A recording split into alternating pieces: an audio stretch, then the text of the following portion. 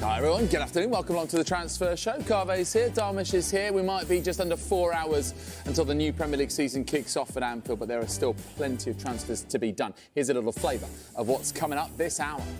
We've been looking to sign a striker. I can see Ben be a striker for Manchester United for a longer few years. For loads of different reasons, we haven't been able to sign one. We are looking, of course, in the market. Tottenham, in that case, or any other club who wants a player, should call the club. If you want to have any talks about him, you should go to Palace, to Glasner, and ask him. Mark trains the entire week with us, every single training session, the same with Eps if you want to ask the next questions. And we are short on options. I'm not pleased because I think I still need more. We want to sign players. I think we need a central defender.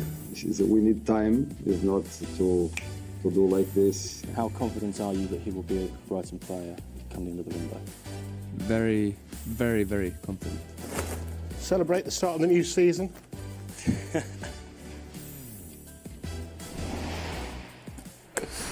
Gary Cottrell, always in control. There he was at the Emirates, and we heard from all the managers throughout Total Football, and plenty of them to come over the next hour or so.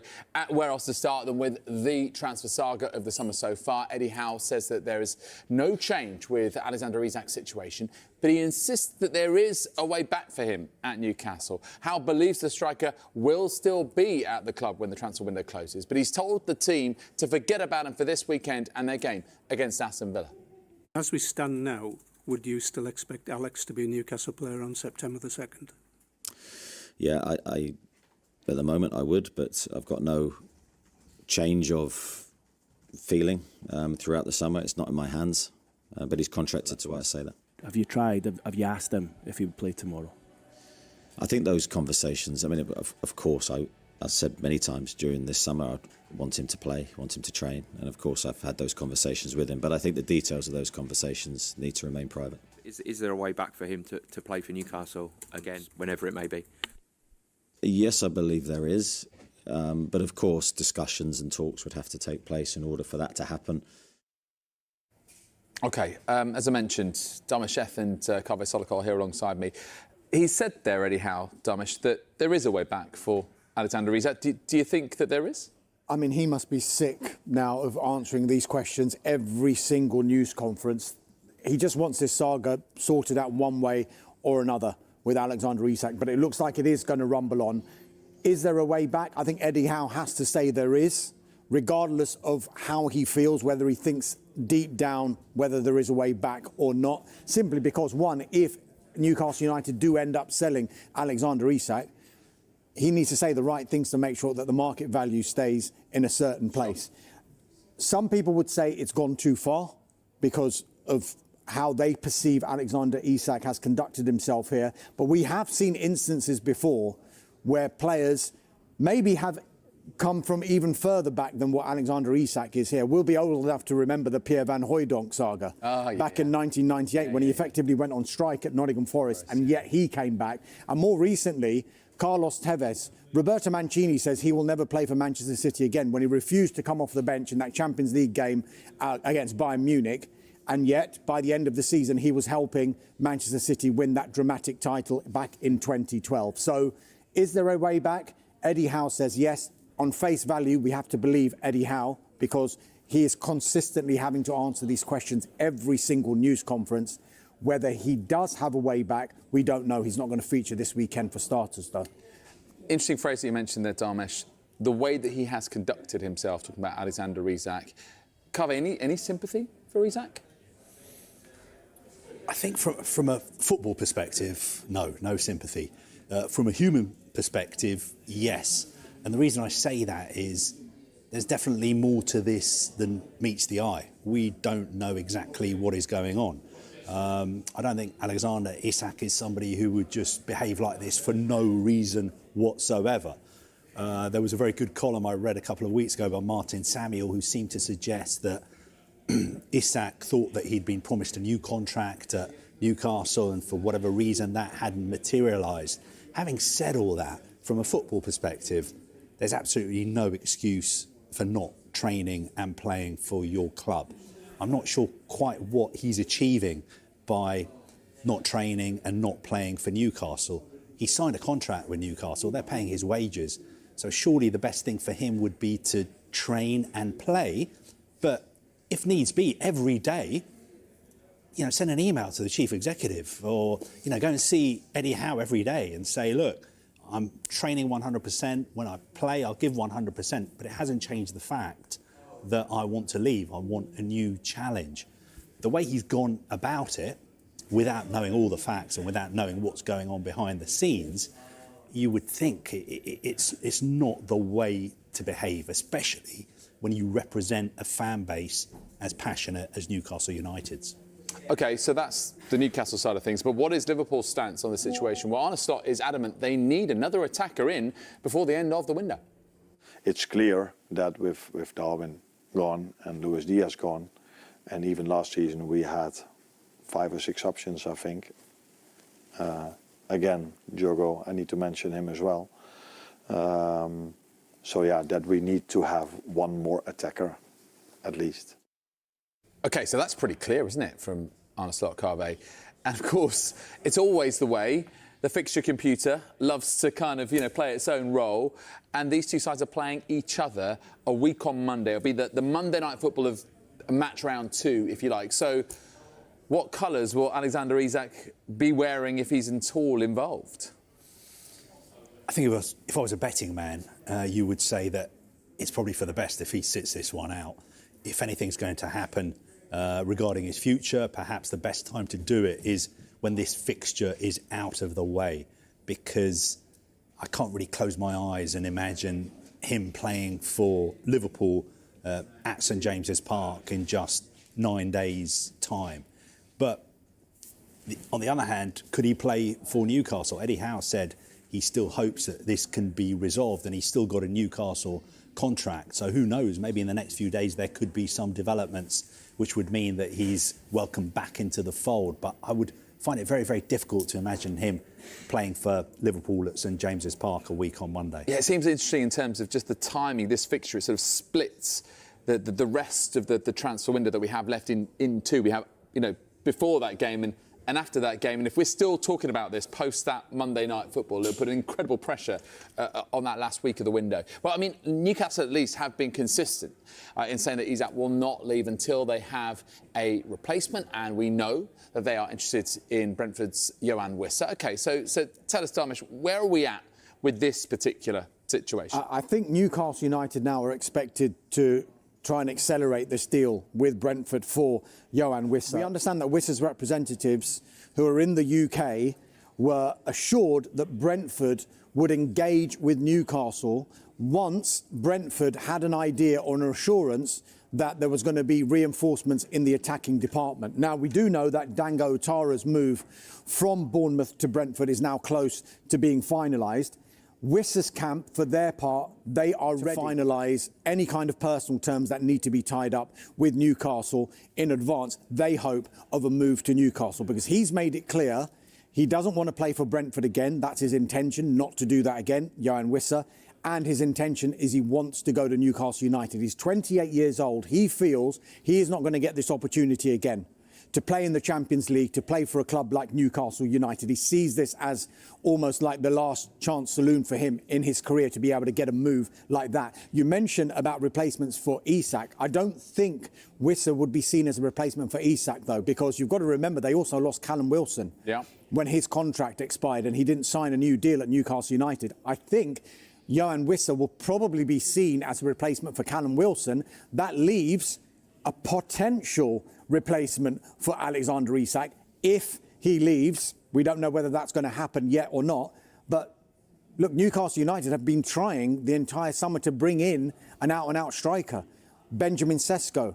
They went all out for him. You can't blame Newcastle for how they approached that, because they went big on Benjamin Sesko. They tried to get him for 90 million euros all in, but his decision was to go to Manchester United. And we can't say he snubbed Newcastle. It was just he wanted to play for Manchester United.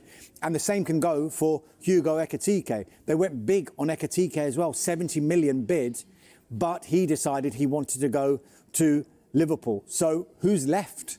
That's the other issue that Eddie Howe and the recruitment team will be looking at. As much as they see the situation with Isak as being a problematic one, how do they replace him if he goes, and with who? How do you replace Alexander Isak? They've been looking at a number of strikers. Ollie Watkins was mentioned.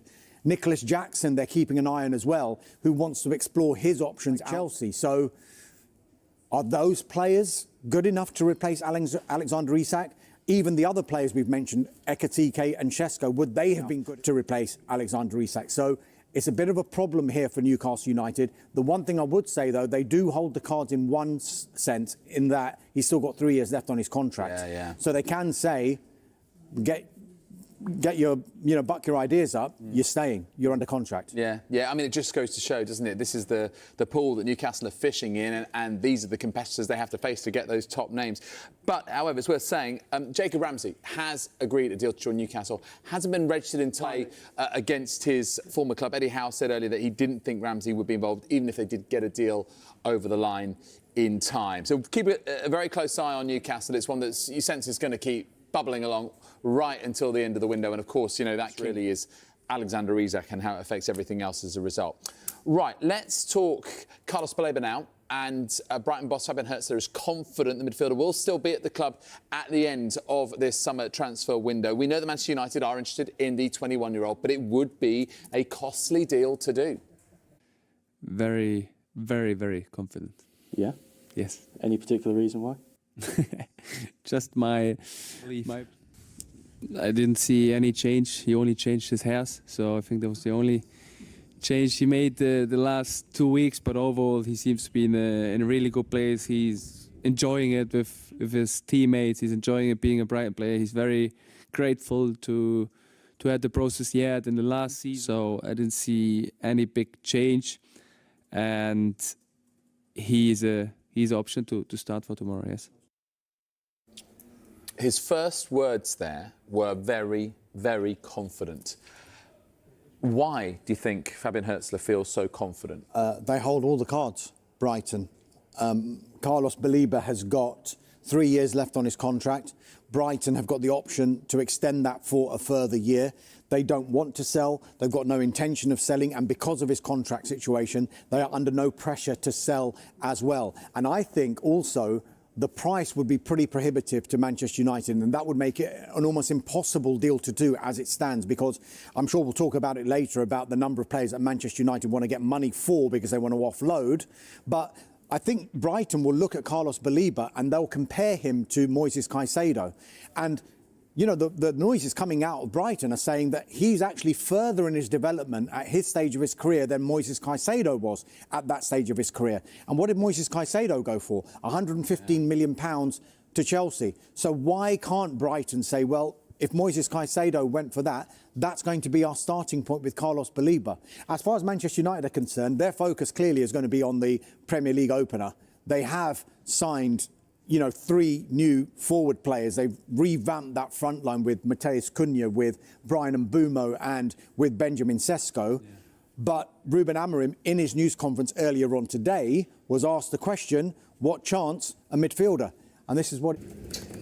Hojlund, just on the midfield situation, do you want a new midfielder to come in, and would you be confident of getting one in? Because it does look like you're quite light in that area. I'm really happy with our players. They are working really well. We have different players for that position, so we are prepared to win any game with our players.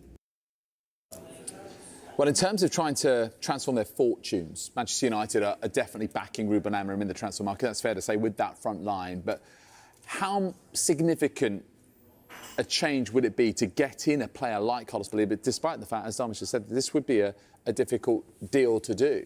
I think it's almost impossible this summer. We've been speaking to the Brighton chief executive, Paul Barber, today as well, and he made it very clear that Baleba is not going anywhere. He said, we're looking forward to seeing him play for us this season.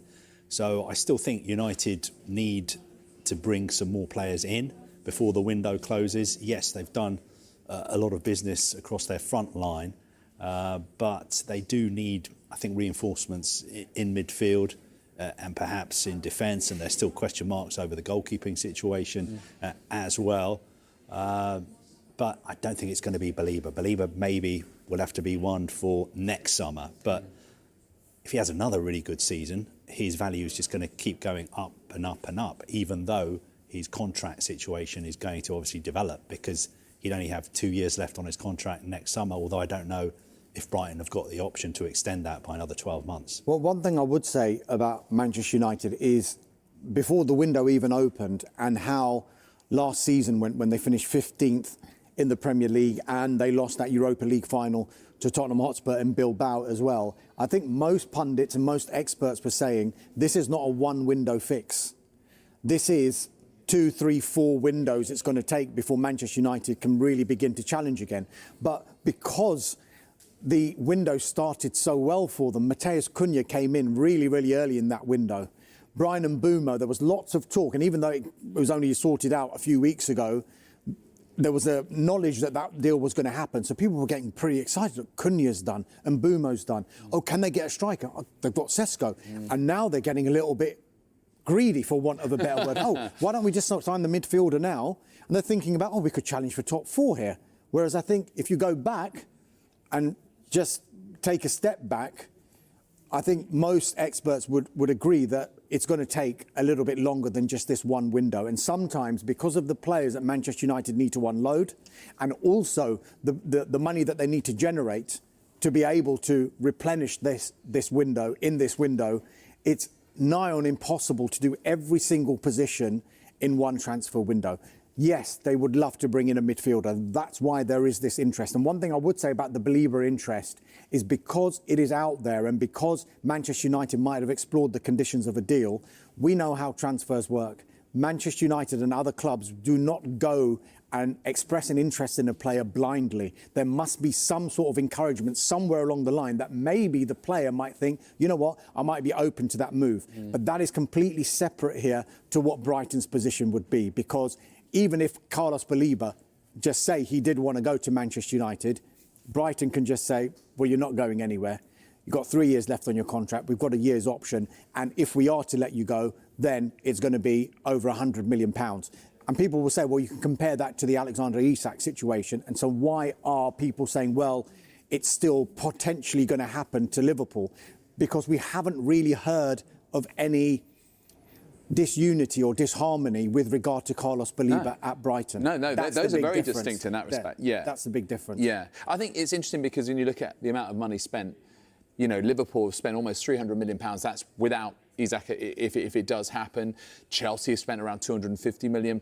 Manchester United up until this point, £214 million. But, you know, they want to be competing, especially given the fact that Liverpool and United are currently on 20 top-flight titles each, and they sense that Liverpool might get back on the perch if this spending continues that they can't keep up with. But on the point of sort of, it's not a one-window fix, Darmish, I mean, Carve, I wonder about this. Harry Maguire said in a recent interview that United were mentally weak in the past. And how much do you think that these new signings and things like, for example, the refreshed training ground might add to a sense of rebirth, renewal at Manchester United to try and change things culturally as well? That sort of wider context piece, I guess. I think, look, what Manchester United have to do is back Ruben Amorim, which is exactly what they're doing, and give him as much time as possible, because there's been too much chopping and changing of managers, too many managers buying different players which haven't worked out. Now, sitting here, it's been a good summer for Manchester United, but we don't know how these signings are going to work out. Not every signing works out the way you think it's going to work out. For instance, when United signed Jadon Sancho, you know, a lot of people were very excited about the impact he was going to have, or Anthony, or Hojlund. You know, in the transfer market, you're going to have hits and misses. Now, on paper, it looks like the 3 forwards they've signed are all going to be hits. And if you're a United fan, you'll be thinking, Ruben Amorim's got it right this time, Jason Wilcox got it right, Jim Ratcliffe's got it right. We need to get behind the team. But remember, United are not going to be challenging for the title this season. The aim is just to get back into Europe. It's going to take a few steps, and it's going to take quite a few transfer windows as well. I think if you're a United fan, you just want a big improvement on last season, and you want to see United playing, attacking and defending in the way that United fans are used to seeing their teams play and perform. Yeah, and at least in terms of the incomings, it looks like it is shaping up that way. And we will discuss the United outgoings later on in the show. So plenty of chat there about Manchester United. Welcome back to the Transfer Show with myself, Darmish and Carve. 17 days left in this summer window. Lines coming into us all the time. Carve, on Chelsea, what have you got? Well, Chelsea have got absolutely no interest in loaning out Carney Chukwuemeka. I think we were reporting in the last hour that they've rejected a bid from Borussia Dortmund to take him on loan again. That was a loan plus an obligation to buy him for £15 million. Now, I think Chelsea have been pretty disappointed with how his loan at Dortmund worked out last season. I'm not sure, I'd have to check the exact minutes, but perhaps they feel that he didn't play as much as he should have when he was with them. So Chelsea will not consider a loan for him at all this summer.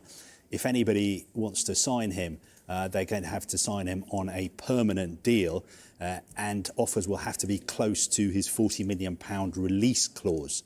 Those are the kind of offers that would be considered by Chelsea, and of course it would need add-ons, and there would also need to be a sell-on clause for Chelsea as well. But he's not going out on loan again. OK, thank you, Carve. Right then, the Premier League, of course, is back, and it returns to the home of the champions at Anfield. We can join Alan Irwin live right now. Hi there again, Alan. Well, listen, we know that there is, of course, huge excitement around Anfield, as there will be around all the home grounds that are hosting games in the Premier League this weekend. But, of course, where you are, it is tinged with sadness, it is tinged with poignancy, isn't it? Yeah, it certainly is, David. You can see the fans here at Anfield behind me. They've been gathering in their numbers throughout the course of the afternoon. We're still over 3.5 hours away from kick-off. But as you say, that excitement of a new season is tempered somewhat here at Liverpool following the tragic loss of Diogo Jota on July the 3rd. We've got bright skies and sunshine at Anfield, but there does seem like there's been a real dark cloud hovering over the football club since that day. And many tributes have been paid to Diogo Jota outside Anfield since his tragic passing, and those tributes will continue today, both on and off the pitch. There will be respect paid by the fans outside the stadium before the match gets underway, and then prior to kick-off there will be a period of silence, and then again the fans will pay more tributes to Diogo Jota on 20 minutes. The shirt number, of course, that he wore, and plenty of fans wearing the number 20 jersey with the Jota name on the back this evening. And I've no doubt that the Jota song, so popular with Liverpool fans, will reverberate around Anfield throughout the course of the evening, but particularly on 20 minutes. And just to make the night even more emotional, we do understand that Diogo Jota's wife and his 3 children will be in attendance here tonight. Yeah, just watching more of those scenes there with the fans paying their tributes to Diogo Jota. Let's look, though, to the game itself and matters on the pitch. I mean, so many changes in this Liverpool squad, especially with the likes of Florian Wirtz and Hugo Ekitike joining up. And a real show of ambition from Arne Slot. Yeah, it's a real contrast, isn't it, to this time last season when Arne Slot had taken over and basically inherited Jurgen Klopp's side and didn't touch it. We only had Federico Chiesa come in, really, and didn't figure much in the Premier League campaign. But as I say, a real contrast this time, and you'd expect those 4 real new additions to start this game this evening. 2 new fullbacks in Jeremy Frimpong replacing Trent Alexander-Arnold. Milos Kerkez brought in from Bournemouth. He'll play against them tonight if he's selected ahead of Andy Robertson, and then ahead of them, well, real talent in who's already excited the Liverpool fans, and Hugo Ekitike, who's been brought in as well. And Ekitike and Frimpong both on the score sheet last week in the Community Shield game against Crystal Palace, which Liverpool ultimately went on to lose. And still real concerns from fans around Liverpool defensively, and who knows, they may even strengthen further in that department. Still rumours regarding Mark Gay from Crystal Palace, and who knows regarding Alexander Isak as that ongoing saga continues. He could be yet another that's brought in a real revamp around Anfield. But yeah, major investment but they have lost players as well, of course. Liverpool have recouped money from those sales to bring in real talent, and Arne Slot says he's ready. The club are ready, raring to go, but it does take time for new players to fit in. Bournemouth, likewise, have got the same situation. They've lost a number of players, essentially their back line, but they have brought in replacements. They did well away from home last season. They only lost 5 of their games on the road, but they'd be wary of the fact that Liverpool haven't lost any of their 12 opening league fixtures in the last 12 seasons. They've won 9, drawn 3, and they'll be favourites to win this one. And you can see it all unfold, of course, tonight on Sky Sports. This game is live. Thank you very much indeed, Alan. Yeah, let's confirm that for you. Gents, we heard Alan Owen mention it there, that Liverpool may not be done yet in terms of their transfer business in this summer window. He mentioned Mark Gay, and of course Liverpool have already signed 18-year-old defender Giovanni Leone from Parma. Carve, do they still want to sign another defender? The Mark Gay links, they seem credible. Yeah, no, they definitely want to sign Mark Gay here. I think the issue is there's a gap in valuation because he's got a year left on his contract. I think Liverpool want to pay a fee that starts with a 3, whereas Crystal Palace want a fee that starts with a 4. Now, I don't think that is unbridgeable, because Steve Parish, the Palace chairman, has come out himself and said, look, we can't have a situation where a player as good as Mark Gay leaves on a free transfer next summer. But obviously he's got the option of doing that. And if he just stays at Crystal Palace, from January he can start talking to foreign clubs about moving as a free agent on a lucrative deal next summer. But I think Liverpool definitely want him. It's just a question of whether they can do a deal with Crystal Palace, because Crystal Palace, I think their fans will accept the fact that out of Mark Gay and Eberechi Eze, one of them is probably going to go.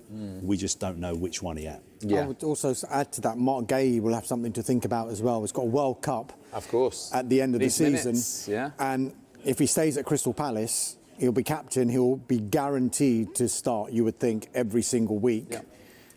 Would he need assurances from Liverpool if he was to go there, whether he was going to get that game time he would need to not only make the squad under Thomas Tuchel, but maybe start as well? Yeah, and also Alan mentioned about how Liverpool had recouped well in terms of sales, the likes of Diaz, Nunez, Quansah, Kelleher, etc., etc. One other thing, actually. Go on. I forgot to mention it. Yeah. I think when it comes to Mark Gay as well, there's the possibility that Liverpool would be able to do a deal with Crystal Palace, which would also involve a player or players going from Liverpool to Crystal Palace as part of that deal, because we know Palace want to bring players in as well, and there are some Liverpool players that Palace definitely would be interested in. Okay. So our information is that is something else that has been discussed as well. Okay, yeah, just adds to the complexity and the options there for the clubs. Okay, outgoing at Liverpool, Dharmesh? Yeah, you say they sell well. They're doing it again because Bournemouth are close to agreeing a deal with Liverpool for their winger Ben Doak, the Scotland international. The fee under discussion is around £25 million. They're hoping that an agreement can be reached by the weekend. He's not part of the squad for the game against Bournemouth tonight, coincidentally. But they've moved for Doak, have Bournemouth, after agreeing a deal with Brentford to sell Dango Otara. So he has been the subject of interest, has Ben Doak, from a number of clubs, not only in the Championship but abroad in Stuttgart and in Porto. But it looks like Bournemouth have won it. Yeah, it's interesting, isn't it? Especially with the sort of domino effect, and Ouattara affecting Doak and then others, Wissa, etc., you know, etc., etc. On the way next, Tottenham. Welcome back to the Transfer Show. Let's talk Tottenham Hotspur now. Head coach Thomas Frank has made it clear today that Spurs are in the market for a new number 10. We are looking, of course, in the market, not only for 10 positions, but just to see if we can strengthen the squad. And the players we're looking is the only players we think can improve the squad. And I think that's the right thing we want to do. If we can pick the right player and it fits, then we'll do something. I know that Daniel, Johan and Vina are working night and day. And they have, by the way, been working night and day the last, 7-8 weeks. And they definitely would like to do deals early. Sometimes I think we need to understand it's not that easy. And of course, that means that Eberechi Eze is a player in quite sharp focus here, currently playing in South London, could be heading to North London, but which way? I mean, Thomas Frank said it there, that they're after a number 10 because of that cruel injury suffered to James Maddison in pre-season. So clearly there is a space in the squad for someone like Eberechi Eze. We do know that there is interest from Tottenham Hotspur. We do know that there has been interest during this transfer window from Arsenal. But it's very interesting, this, because I think both clubs won't want to show their cards just yet, only because if you are one of those clubs and are suddenly going for Eberechi Eze and it becomes public that you are, if you miss out to the other club, then it not only means that you've missed out on a player that you want, but you've missed out to your biggest rival. So I think they're just trying to just keep it on the low at the moment. Arsenal, as I mentioned, there was interest earlier on in this transfer window, but at the moment, it feels like there's a focus at our sales. The likes of Alexander Zinchenko, Fabio Vieira, Albert Sambi Lokonga, Reece Nelson. And then maybe if they can get enough off the books before the end of the transfer window, could they yet go again? Because Mikel Arteta has said in news conferences on a number of occasions that they might not have ended their interest in incomings in this window. What about the Palace side of things, Carve? Well, there have been lots of reports this week that Eze's release clause expires when the new season kicks off tonight, and that release clause is said to be worth up to £68 million. I think even if that release clause does expire tonight, that is the kind of figure that it's going to take to tempt Crystal Palace to sell him. Remember, historically, Steve Parish has always been a very, very tough negotiator. It's been very difficult to sign Crystal Palace's best players, and I think it would take a big, big offer to tempt Crystal Palace to sell Eze. It's interesting as well because Palace have got these two really important European playoff games coming up, because obviously they know now they're in the Conference League. They're playing Friedrichstadt, I think, on the 21st and 28th of August. So maybe that is something that's coming into Palace's thinking as well, because they want to have a stronger squad as possible for those games, even though Palace will be favourites to win that playoff. They just want to make sure that they do win that playoff and get in the draw for the league phase of the Conference League. What about just on Tottenham Hotspur there? Yeah. We saw that interview with Thomas Frank, and we saw pictures of Eberechi Eze, but we saw a picture of Savinho as well from Manchester City. There's clear interest in that player from Tottenham. They have held talks with Manchester City.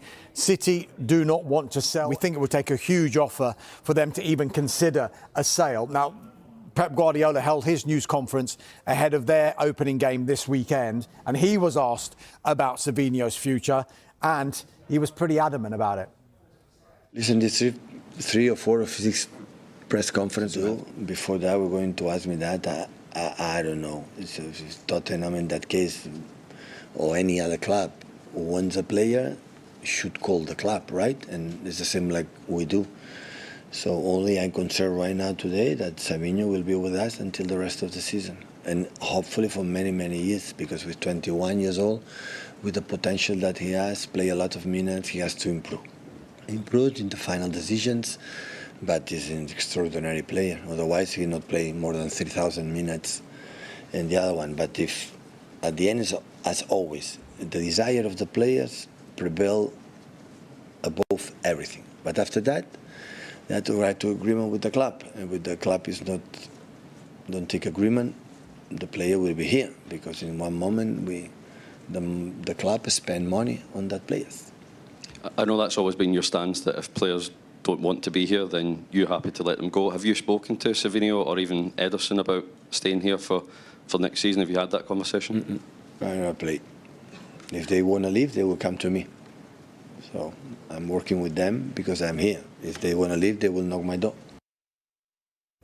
Carve, what do you read from what you've just heard there from Pep Guardiola? I think it's pretty clear. He was just saying if Savinho wants to leave, he needs to tell me that. He needs to tell the club. And then if a club like Spurs want to sign him, they need to get in touch with us and make an offer. If not, we know that Pep Guardiola rates Savinho very, very highly, but he wants more and more from him because he's a very, very demanding head coach. Yeah, protecting his asset, but at the same time, trying to, say how high that value could go. Just very, very quickly. Yeah, go on quickly. Just news reaching us now. We were talking about Carlos Baleba and Manchester United. We were saying it was going to be an increasingly difficult deal to do for Manchester United, given the price, given his contract situation. It appears now that Manchester United might not be pursuing Carlos Baleba anymore in this transfer window. Can it be revisited again in a future transfer window when Manchester United's financial predicament is a lot different than it is now, when they've offloaded a number of players? But clearly there was interest in the player, but we're told there was no real club-to-club contact. It was just at an initial stage, and it doesn't look like that one can be likely in this window. All right, thank you for that. Now, 24 hours ago, Nottingham Forest boss Nuno Espirito Santo was saying that Forest aren't ready for the new season. Well, fast forward to now. There could be 4 new arrivals at the City Ground, and that would, of course, lift his mood. But he still outlined a number of areas where he is keen to strengthen, and that's basically everywhere. I think we need another option for the goalkeeper situation. I think we need another option. On the defensive line, fullbacks, I think we are okay on the centre halves. Midfield, still need. Nico is injured. I think 2 months to 3 months' time he'll be back. Danilo is not here, so we need midfielders. On the wings also, Callum, Dunn, only options. And in front, okay, we are Igor, Chris and T, but Jota. Maybe another body will be good because of the amount of competitions and game that we're going to give. So, yeah. So Nuno saying he's got a few issues to address. Who solves these problems then, Tamesh? Yeah, it looks like quite good news at the moment for Nottingham Forest with regard to incomings. It should be said that they're now in the Europa League, aren't they? No longer in the Europa Conference League, and I think that has kick-started their transfer window. I'll quickly rattle through. James McAtee said goodbye to his Manchester City teammates, due for a medical at Nottingham Forest. That deal is worth around £30 million. Omari Hutchinson, another player on his way to the City Ground. Nottingham Forest have agreed a deal worth £37.5 million with Ipswich Town. A number of other clubs were interested in Omari Hutchinson. He had a relegation clause of £35 million, which expired. Some of those clubs did meet that clause, but not the conditions. Hence, Ipswich could charge what they want. They've charged £37.5 million. He's on his way to Forest. A deal is also close for the Stade Rennais striker, Arnaud Calamuendo, and that deal is worth around £25 million. Add to that, Forest are interested in the Juventus midfielder Douglas Luiz. Once of Aston Villa, of course, Juventus looking to offload him. And in more good news, Callum Hudson-Odoi is very, very close to agreeing a new contract, an improved, longer-term contract. He's into the final year of his current deal. A 2-year extension is what I'm told is what is being discussed. That one should be announced sooner rather than later. OK, they're spending above the £150 million mark. Thank you for that, Dharmesh. Well, plenty more still to come, including the latest from Chelsea after Enzo Maresca called for the club to sign him a new centre-back. We'll have another update on Manchester United's outgoings regarding Anthony and Jadon Sancho. Stay with us. Welcome back. 8 new signings through the door at Chelsea, but Enzo Maresca says that the club still have a major gap to fill before the transfer window closes. He is demanding a new centre-back to replace the injured Levi Colwill. Is a different solution internally or externally? We are trying to find solution internally, but the club know exactly what they think, and we'll see what's happening. What do you think? I think we need a central defender, but we see. Also, we are looking for internally solution. But as I said, the club knows exactly what they think. What do you make of it, Carve? Well, good questions from James Green, and also I think Enzo Maresca maybe said more than he wanted to, although he said it before. But I think Chelsea's position is that really they're not going to go and sign another centre-back. They feel that they have options inside the club who can cover for Levi Colwill until he's back from his serious injury. But obviously, Enzo Maresca wants the club to go out and sign a centre-back. He feels very, very strongly that that's what they should do. So he's obviously making that argument behind the scenes and also in public as well. Interesting to see how it turns out. But our information is that Chelsea don't have any immediate plans to sign a centre-back. But obviously when your head coach is putting so much pressure on you and when agents are getting in touch with you offering players, that situation could change. The one really intriguing one is Mark Gahey, who Yeah, used to be there. Used to be at Chelsea. Yeah. Obviously, he may well leave Crystal Palace this summer. Would Chelsea be interested in trying to get him back? Because they have been interested in signing him before. What about Alejandro Garnacho and Javi Simons? I think there's still a very good chance that they'll both end up at Chelsea, but players have to leave Chelsea as well. Players probably like Christopher Nkunku, like Nicolas Jackson, like Raheem Sterling, like Ben Chilwell, because I don't want to be like a stuck record, but Chelsea have this agreement with UEFA that they will balance their transfer spending this summer. So for every penny they spend, they've got to bring a penny in as well. But I think it will end up with these two players coming to Chelsea. But Chelsea's valuation of somebody like Garnacho, I think, is well below what United are looking for. OK, potential incomings at Chelsea. What about outgoings at Manchester United, Dharmesh? Yeah, Carlo mentioned Alejandro Garnacho. The other ones, the high-profile ones, Rasmus Højlund. Ruben Amorim says that Hojlund is part of the squad looking for this weekend against Arsenal. He is open to a move to AC Milan, is Rasmus Højlund, but he's not fully convinced yet. Talks have taken place between Milan and Højlund's representatives, and they are waiting now for the green light from Højlund to really push with Manchester United to try and get that deal over the line. As for Jadon Sancho, we know that Roma have made a £20 million bid to Manchester United to sign him. Roma are now speaking to Jadon Sancho's representatives to tell them about the project and also the terms of a contract. Again, if they are given encouragement that Sancho would be open to the move, then push with Manchester United to try and generate a deal between the two clubs before, hopefully for them, if they want him, signing Jadon Sancho. Manchester City start their Premier League title defence without some key names, and Pep Guardiola is already juggling his lineup for Wolves. City will be without Josko Gvardiol and new signing Savinho for their opener at Molineux. Gvardiol joins Mateo Kovacic on the sidelines, with Pep confirming the Croatian pair won't return until at least September. Savinho's absence comes after he picked up an injury in last week's pre-season trip to Palermo, and he's expected to be out for a few weeks. There is some good news. Phil Foden and Rodri, who missed the Sicily game, are set to travel. Pep is managing Rodri's recovery carefully after a knee problem, saying the focus is on getting him back to full fitness without risking a setback before the busy post-international break schedule. Kickoff is at 17:30 UK time, and Pep says final selection decisions will be made after Saturday's training.